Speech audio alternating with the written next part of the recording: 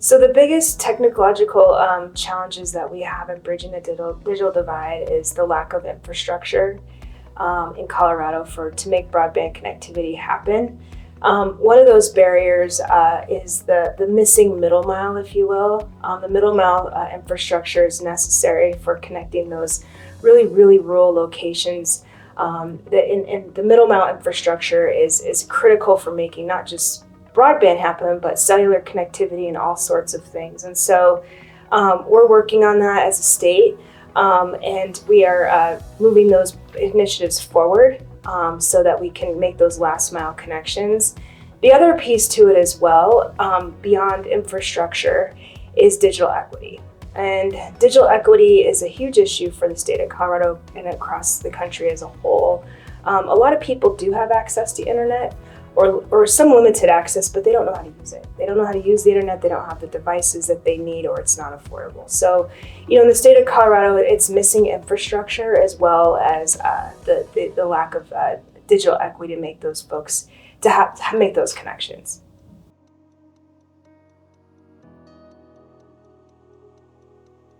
Yeah, so the state of Colorado has a series of benchmarks and key performance indicators, if you will, for tracking our success with digital equity. And in 2022, we did a comprehensive statewide strategic plan that did a current state assessment of our digital equity issues across the state. And how we measure that is the number of households connected to high-speed internet. And so Jared Polis had the goal of connecting 99% of Colorado households to high-speed internet. And so what we do is we take the measurement of how many the household per location in terms of measuring, are they connected? Do they have the necessary speeds to ensure that they are connected? Just because you have internet doesn't mean that it meets our standard for speeds. And so we look at that when we're looking at our benchmarking.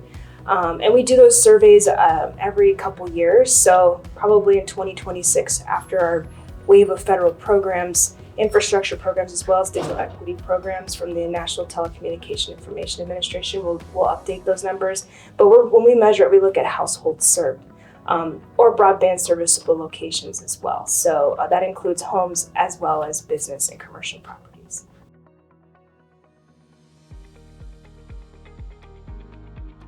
Yeah, so the state of Colorado works with the Colorado Department of Labor and Employment with an office called Office of Future Work. This was an office that was set up during the pandemic, recognizing that we need to get out there and we need to really bolster our digital equity programs. So the Colorado Broadband Office partners with that agency. We did a couple years ago a really great pilot, and it's a Digital Navigator pilot. And basically what that did is we took a couple of digital navigators from communities, mainly in the southwest part of the state, in the Durango area. And we hired digital navigators out of the community to help those residents who don't have access to the internet or don't know how to use the internet, who are missing devices. We worked with them to educate them on how to use the internet. And provided devices. And this was a pilot program with the idea that we were going to replicate it in different areas of the state that are largely unserved or underserved. And so that pilot was very successful. And as of this year, we've hired 18 more digital navigators in addition to some of the existing navigators. Some of these folks are funded with state dollars, some of them are funded with federal dollars. And so the biggest thing about digital navigators is you want them to represent the communities you're trying to serve. And so a lot of these folks come from the current population. So they're either Latino, Latina, African American, Native. So we tried to hire people that were from those respective communities to help educate folks. Because if you can speak a common language and it's your neighbor, it's your community neighbor, your community person, then that's a higher degree of success for having those folks skill up to learn how to use the internet. So that's a very successful pilot. And we have a lot of industry partners too, like Comcast obviously has their own digital navigator program as well and works with the state and other states on that as well. So far it's been success and we're rolling it out across the state.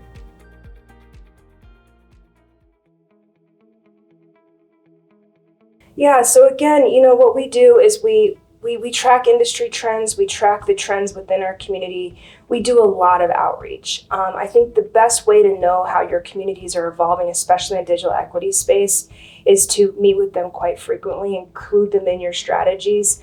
As a matter of fact, last year we did a digital access plan that incorporated all of the state, all of the communities, all 64 counties, to really understand what the true needs were in different communities. For example, in rural community, your issue might just be lack of infrastructure, why people don't have broadband. But in the Denver metro area, that digital equity situation looks very different. It might be affordability, and digital equity affordability is a key piece of that.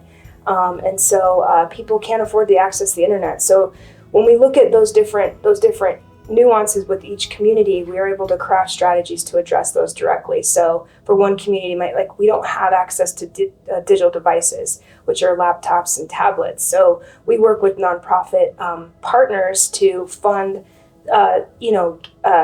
providing low-cost devices in certain communities. So we really do a lot of outreach. We do a roadshow every year, the Colorado Broadband Office, in conjunction with the Colorado Department of Labor and Employment, to track those trending issues, and then we try to fund and plan accordingly to address the needs of those communities.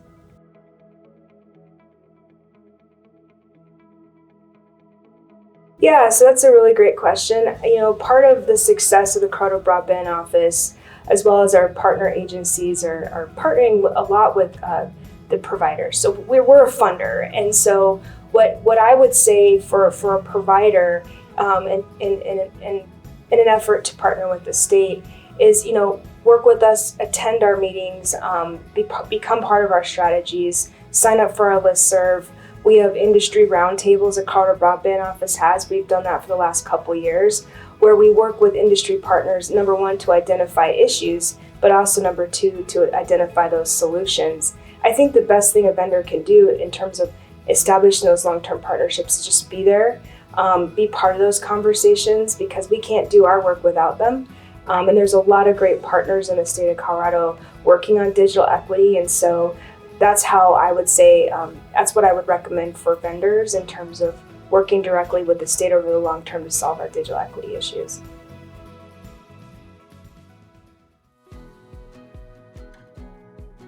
Yeah, so events like these are really, really great. I think it's wonderful to get out and meet the providers, our colleagues in the field that are working so diligently on government innovation, and as well as solving for the digital divide and proposing and working on digital equity initiatives. And so the best way you can do it is just to get out there and talk to people. Every time I go to a conference like this, and I came to this last year, there was a lot of really great ideas and strategies and thoughts out there. Taking it back to my office as a best practice and really implementing it in real time.